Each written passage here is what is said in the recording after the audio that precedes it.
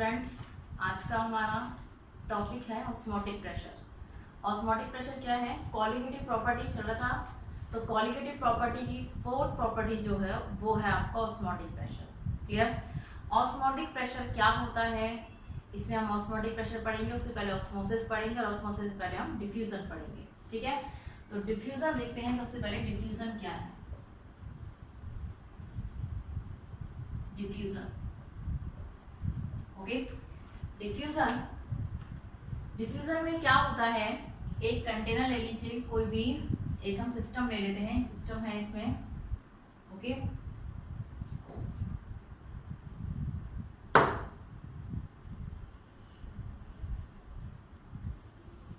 इसमें बीच में मेम्ब्रेन है, ये क्या है?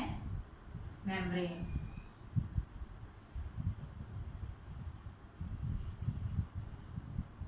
यहां पर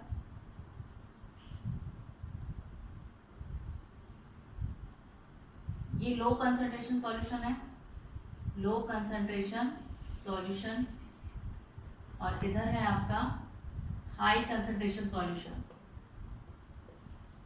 हाई कंसंट्रेशन सॉल्यूशन, ओके। ये मेम्ब्रेन है, इधर लो कंसंट्रेशन सॉल्यूशन है, इधर हाई कंसंट्रेशन सॉल्यूशन है। क्लियर? अब क्या है, डिफ्यूजन क्या होता है? लो कंसंट्रेशन मतलब क्या है? सॉल्यूट यहाँ पर लेस अमाउंट में है। लो कंसंट्रेशन का मतलब क्या है? सॉल्यूट यहाँ लेस अमाउंट में। हाई कंसंट्रेशन मतलब यहाँ पर सॉल्यूट लार्ज अमाउंट में है, लार्ज क्वांटिटी में है। क्लियर? अब यहाँ पर सॉल्यूट ज्यादा है, दैट मीन सॉल्वेंट कम है। यहाँ पर किसी कंसंट्रेशन ज्यादा है, सॉल्यूट की। यहाँ पर सॉल्यूट कम है, दैट मीन सॉल्वेंट ज्यादा है। यहाँ पर सॉल्यूट कम होगा, सॉल्वेंट ज्यादा होगा। तो इधर तो ज्यादा है आपका सॉल्वेंट,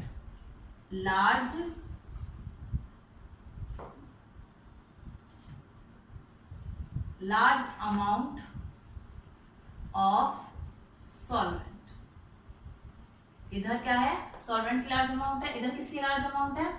इधर है large amount of solute, large amount of solute, क्योंकि ये कॉन्सेंट्रेटेड है। ठीक है, ये कैसा है? यहाँ पर सॉल्यूट है, यहाँ पर सॉल्वेंट है, अपोजिट हो गया है। हाँ, हाई है, ये सॉल्यूट है और यहाँ पर सॉल्वेंट है। क्लियर? जहां पर कंसंट्रेशन लो है वहां पर सॉल्यूट कम है और वहां पर सॉल्वेंट ज्यादा है। जहां पर कंसंट्रेशन लो है वहां पर सॉल्यूट कम, सॉल्वेंट ज्यादा है। जहां पर कंसंट्रेशन हाई है वहां पर सॉल्यूट ज्यादा है। ठीक है, ये हो गया आपका इतना। अब इसमें क्या करना है, तुम्हें डिफ्यूजन बताना है। डिफ्यूजन क्या होता है?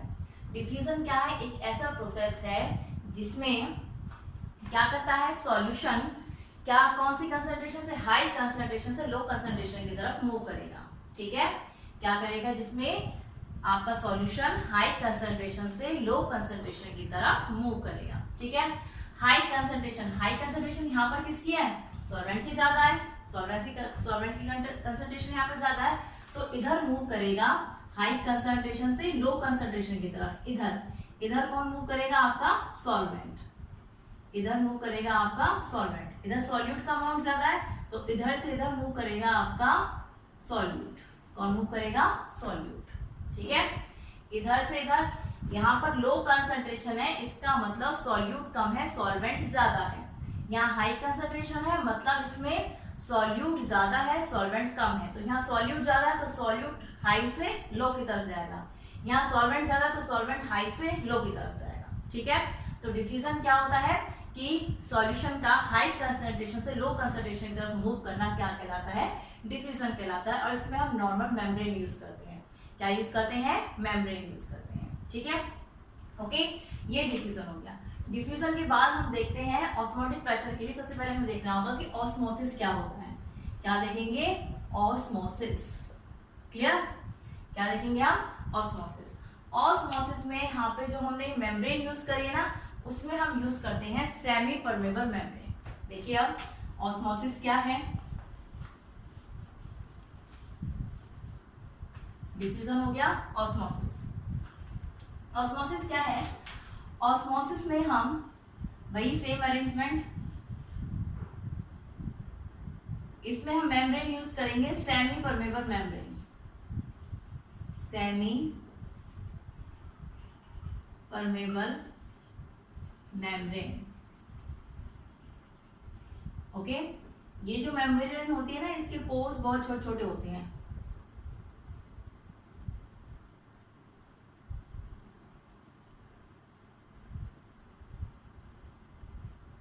इस मेम्ब्रेन में पोर्स कैसे होते हैं, बहुत छोटे छोटे पोर्स होते हैं इस मेम्ब्रेन के, ठीक है। Semi means half, permeable means permit, half solution का हाफ सॉल्यूशन को परमिट करती है ये, ठीक है। ये जो होती है इसके पोर्स बहुत छोटे छोटे होते हैं। इधर मान लीजिए हमने कहा है, इधर है आपका हाई कंसंट्रेशन, हाई कंसंट्रेशन, और इधर है आपका low concentration, low concentration solution, low concentration solution, और इधर है आपका high concentration solution. Clear? Okay. अब क्या है, ऑस्मोसिस क्या होता है?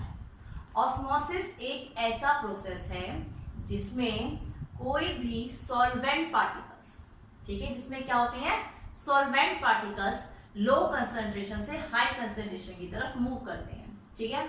यहाँ पर कंसंट्रेशन हाई है, यहाँ पर कंसंट्रेशन क्या है, हाई है। दैट मीन्स इसमें क्या होंगे, सॉल्यूट पार्टिकल्स ज्यादा होंगे, सॉल्यूट का अमाउंट इसमें ज्यादा होगा। कंसंट्रेशन हाई मतलब सॉल्यूट ज्यादा, लो कंसंट्रेशन मतलब इसमें क्या ज्यादा है, इसमें सॉल्वेंट ज्यादा है। इसमें क्या ज्यादा है, सॉल्वेंट, लार्ज सॉल्वेंट, इसमें क्या ज्यादा है, लार्ज सॉल्यूट, इसमें सॉल्यूट ज्यादा है, ठीक है। इसमें सॉल्वेंट ज्यादा है और इसमें सॉल्यूट ज्यादा है। क्लियर? अब हमने कहा है कि सॉल्वेंट पार्टिकल लो कंसंट्रेशन से हाई कंसंट्रेशन की तरफ मूव करते हैं, ठीक है। ये लो कंसंट्रेशन है और ये हाई कंसंट्रेशन है, क्योंकि भाई सॉल्वेंट यहाँ पर, वैसे तो ये कंसंट्रेशन लो है पर सॉल्वेंट तो यहाँ पर ज्यादा है, सॉल्वेंट तो ज्यादा है यहाँ पर, जहाँ कंसंट्रेशन कम होती है वहां पर सॉल्यूट कम होता है, सॉल्वेंट ज्यादा होता है। तो ऑस्मोसिस क्या है कि सॉल्वेंट पार्टिकल्स का, सॉल्वेंट का लो कंसंट्रेशन से हाई कंसंट्रेशन की तरफ मूव करना through semi permeable membrane. Semi permeable membrane कैसी मेम्ब्रेन होती है, जो हाफ परमिट करती है, यानी सॉल्यूशन को हाफ परमिट करती है कि हाफ ही इसमें से जा सकता है।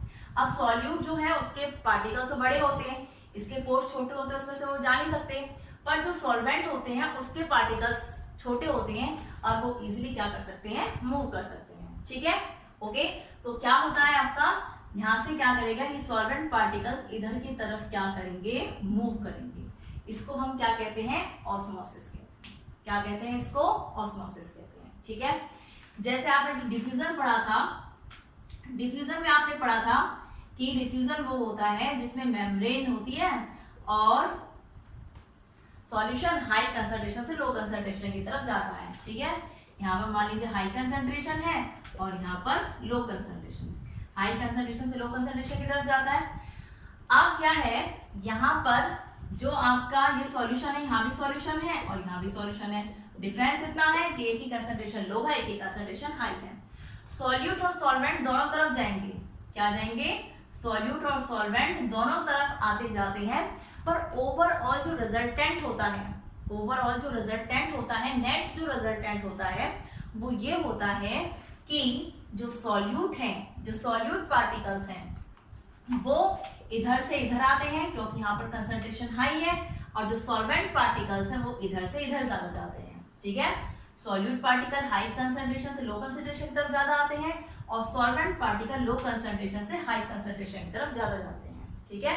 ज्यादा तो दोनों तरफ है, इधर से इधर जा रहे हैं, इधर से इधर जा रहे हैं, पर जो ओवरऑल रिजल्टेंट होता है ये नहीं है कि यहाँ से हाई कंसंट्रेशन से सॉल्यूट जाएगा और लो कंसंट्रेशन से सिर्फ सॉल्वेंट जाएगा, ठीक है। दोनों साइड से सॉल्यूट एंड सॉल्वेंट फ्लो करते हैं, पर जो ओवरऑल रिजल्टेंट होता है वो ये होता है कि यहाँ से आपका सॉल्वेंट ज्यादा फ्लो करता है और यहाँ से आपका सॉल्यूट ज्यादा फ्लो करता है, ठीक है। आगे समझ में, तो ये हो गया आपका, ये क्या है आपका ऑस्मोसिस। ऑस्मोसिस में क्या बताओगे आप कि ऑस्मोसिस एक ऐसा प्रोसेस है, a process in which solvent particles move through semi permeable membrane from lower concentration to higher concentration, ठीक है। तो ये हो गया आपका ऑस्मोसिस। सेमी परमेबल मेम्ब्रेन इसमें हम यूज करते हैं, डिफ्यूजन में हम सेमी परमेबल मेम्ब्रेन यूज नहीं करते हैं, ठीक है, आगे समझ में। नेक्स्ट है आपका कि ऑस्मोटिक प्रेशर क्या होता है। क्या होता है ऑस्मोटिक प्रेशर क्या होता है। अगर हम यहां से इसमें क्या करें, कोई प्रेशर अप्लाई करें, यहां से हम क्या कर रहे हैं प्रेशर अप्लाई करें, तो क्या होगा, जो आपके पार्टिकल्स हैं, सॉल्वेंट पार्टिकल्स हैं, जो सॉल्वेंट है आपका, जो आपका लो कंसंट्रेशन से हाई कंसंट्रेशन की तरफ जा रहा है, जब हम प्रेशर अप्लाई करें और प्रेशर इतना हो जाए कि ये पार्टिकल्स इधर से इधर मूव करना बंद कर दें, इतना प्रेशर हम लगा दें कि ये पार्टिकल्स इधर से इधर मूव कर रहे हैं, लो से हाई की तरफ मूव कर रहे हैं, तो ये मूव करना बंद कर दे, उस प्रेशर को हम कौन सा प्रेशर बोलते हैं, ऑस्मोटिक प्रेशर बोलते हैं। उसको कौन सा प्रेशर बोलेंगे, उसको ऑस्मोटिक प्रेशर बोलेंगे। ठीक है, जिस प्रेशर पर जो सॉल्वेंट पार्टिकल्स हैं वो लो कंसंट्रेशन से हाई कंसंट्रेशन की तरफ मूव करना बंद कर देते हैं, स्टॉप कर देते हैं, उसको हम क्या कहते हैं, ऑस्मोटिक प्रेशर बोलते हैं। ठीक है, a pressure which stop the movement of solvent from low concentration to high concentration is called osmotic pressure. Clear, उसको हम क्या कहेंगे, ऑस्मोटिक प्रेशर बोलते हैं। ओके, अब आता है रिवर्स ऑस्मोसिस। एक टर्म आती है यहाँ पर, रिवर्स ऑस्मोसिस। रिवर्स ऑस्मोसिस क्या होता है, ठीक है। अब हमने प्रेशर लगाया, प्रेशर इतना लगा दिया कि जो सॉल्वेंट है वो इधर से इधर मूव करना उन्होंने बंद कर दिया। अब अगर हम उससे भी ज्यादा और प्रेशर लगाते हैं, अब हम क्या करें, ऑस्मोटिक प्रेशर से भी ज्यादा प्रेशर लगाएं, तो जो सॉल्वेंट पार्टिकल्स हैं वो उल्टा मूव करना स्टार्ट कर देते हैं, हाई कंसंट्रेशन से लो कंसंट्रेशन की तरफ मूव करना स्टार्ट कर देते हैं। ठीक है, जब प्रेशर ऑस्मोटिक प्रेशर से ज्यादा हो जाता है। ऑस्मोटिक प्रेशर क्या होता है कि इतना हम प्रेशर लगा दें हाई कंसंट्रेशन पर कि जो लो कंसंट्रेशन से आपके सॉल्वेंट पार्टिकल्स आ रहे थे वो आना बंद कर दें। ठीक है, तो उस प्रेशर को हम ऑस्मोटिक प्रेशर बोलते हैं। अगर हम ऑस्मोटिक प्रेशर से भी ज्यादा प्रेशर लगाते हैं तो उल्टा मूवमेंट स्टार्ट हो जाता है सॉल्वेंट का, यानी जो सॉल्वेंट मॉलिक्यूल्स हैं वो हाई कंसंट्रेशन से लो कंसंट्रेशन की तरफ मूव करना स्टार्ट कर देते हैं, जिसको हम बोलते हैं रिवर्स ऑस्मोसिस, यानी ऑस्मोसिस का उल्टा प्रोसेस। ठीक है, उसको हम क्या बोलेंगे, रिवर्स ऑस्मोसिस बोलेंगे। ठीक है, due to pressure higher than osmotic pressure, when pressure applied then osmotic pressure, तो उसमें क्या होगा, then solvent particles move from higher concentration to lower concentration, this is called reverse osmosis। इसको हम क्या कहते हैं, रिवर्स ऑस्मोसिस कहते हैं। ठीक है भाई, और ये जो ऑस्मोसिस है इसको हम रिप्रेजेंट करते हैं, ऑस्मोटिक प्रेशर है इसको हम रिप्रेजेंट करते हैं पाई से। किससे रिप्रेजेंट करते हैं, इसको हम पाई से रिप्रेजेंट करते हैं ऑस्मोटिक प्रेशर को। क्लियर, ठीक है, तो इसमें हमने क्या पढ़ा है, इस कॉलिगेटिव प्रॉपर्टी में डिफ्यूजन क्या होता है, ऑस्मोसिस क्या होता है, ऑस्मोटिक प्रेशर क्या होता है, एंड रिवर्स ऑस्मोसिस क्या होता है। ठीक है, तो ये चार चीजें इसमें ध्यान रखनी है। सबसे मेन बात आपको यही याद रखना है कि जहां पर कंसंट्रेशन हाई होती है वहां पर सॉल्यूट लार्ज अमाउंट में होता है, और जहां पर कंसंट्रेशन लो होती है वहां सॉल्वेंट लार्ज अमाउंट में होता है। ठीक है, ओके, तो ये है आपका reverse osmotic pressure. Clear, next हम देखते हैं ऑस्मोटिक प्रेशर का इफेक्ट कंसंट्रेशन एंड टेम्परेचर पर।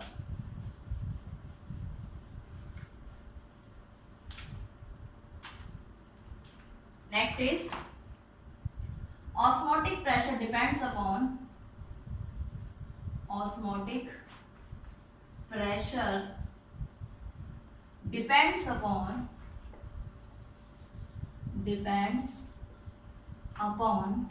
temperature and concentration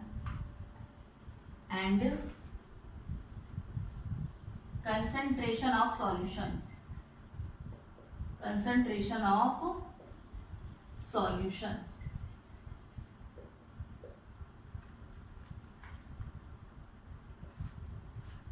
ओके, कि ऑस्मोटिक प्रेशर टेम्परेचर पर डिपेंड करता है एंड कंसंट्रेशन पर डिपेंड करता है सॉल्यूशन की। ओके, चलिए देखते हैं। जो ऑस्मोटिक प्रेशर है represented by pi directly proportional होता है टी के and pi is also directly proportional to C यानी कंसंट्रेशन। ऑस्मोटिक प्रेशर टेम्परेचर और कंसंट्रेशन दोनों के डायरेक्टली प्रोपोर्शनल होता है। दैट मींस डायरेक्टली प्रोपोर्शनल मतलब कि टेम्परेचर इंक्रीज होने के साथ ऑस्मोटिक प्रेशर इंक्रीज होता है एंड कंसंट्रेशन इंक्रीज होने के साथ भी ऑस्मोटिक प्रेशर इंक्रीज होता है। क्लियरली? तो कंबाइंडली हम इनको कैसे लिख सकते हैं, पाई यानी osmotic pressure directly proportional to temperature concentration. ठीक है, प्रोपोर्शनलिटी साइन को हटाइए यहाँ पर, T R C.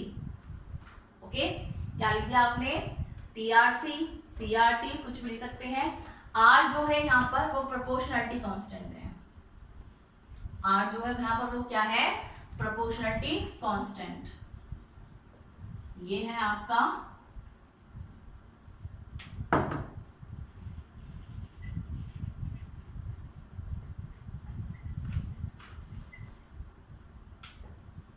Constant called solution constant.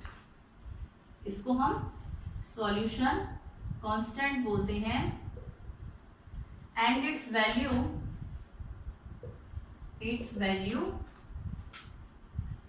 Equal to gas constant. इसकी वैल्यू किसके इक्वल होती है, गैस कांस्टेंट आर, वही इसकी वैल्यू उसके बराबर होती है। क्लियर? तो pi is equal to R T C. ठीक है, सी क्या है, कंसंट्रेशन है, टी टेम्परेचर है, आर आपका प्रोपोर्शनलिटी कांस्टेंट है जिसका नाम है सॉल्यूशन कांस्टेंट। ठीक है, एंड हमें पता है ऑल्सो, क्या पता है भाई हमें, जो कंसंट्रेशन होता है, कंसंट्रेशन सी जो होता है, सी क्या होता है, number of moles present in given volume V। ठीक है, तो इसको हम कहाँ पुट कर दें, यहाँ पर पुट कर देते हैं, इसको फर्स्ट कह देते हैं, इसको second, putting second in first, putting second in first, तो क्या होगा, pi is equal to R T और सी की जगह क्या आ जाएगा आपका, एंड बी अपॉन वी। ठीक है, ये हो गया इतना, सी की वैल्यू, ये जो सी की वैल्यू इसको हमने यहाँ पुट कर दिया, बस v को इधर ले जाइए, पाई v पाई इंटू v। ठीक है, क्या हो जाएगा, एन बी आर टी। ये है आपका फाइनल रिजल्ट। ओके, पाई है, pi v is equal to N B R T. N क्या है, number of moles of solute है, कंसंट्रेशन क्या होती है, number of moles of solute dissolve in given solution और सॉल्वेंट। ठीक है, तो वो वॉल्यूम हो गया। नेक्स्ट क्या है, सी जो एन बी अपॉन वी होता है, इसको हमने यहाँ पुट कर दिया, ये इधर से वी इधर ले लिया हमने और ये आपका फॉर्मूला बन गया। क्लियर? तो ये है कि ऑस्मोटिक प्रेशर, ये जो इक्वेशन है, इस इक्वेशन को बोलते हैं हम went Hoff equation, went Hoff equation. इस इक्वेशन को कौन सी इक्वेशन बोलते हैं हम, वेंट ऑफ इक्वेशन बोलते हैं for dilute solution, dilute solutions. ठीक है, van't Hoff equation for dilute solution क्या है, pi v is equal to N B R T. Clear? तो ये हो गया कि क्या डिपेंड्स, टेम्परेचर और कंसंट्रेशन पर ऑस्मोटिक प्रेशर कैसे डिपेंड करता है। Clear? Next is determination of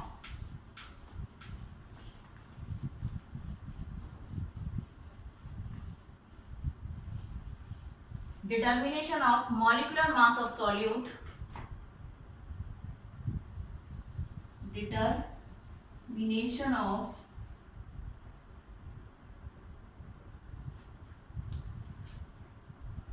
molecular mass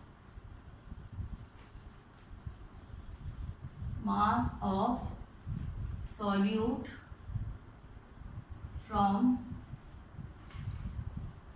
osmotic pressure,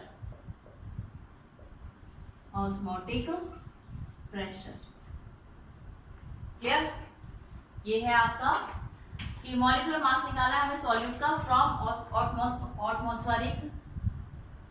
from osmotic pressure. ठीक है, चलिए भाई ऑस्मोटिक प्रेशर क्या होता है, पाई।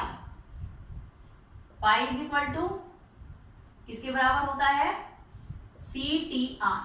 R इज गैस कांस्टेंट, या क्या बोलते हैं इसको, हम सॉल्यूशन कांस्टेंट बोलते हैं। यहाँ पर कौन सा कांस्टेंट बोलेंगे, सॉल्यूशन कांस्टेंट बोलेंगे, ठीक है। Pi is equal to CTR, clear. C पता है हमें, C क्या होता है, concentration C is equal to and B upon V।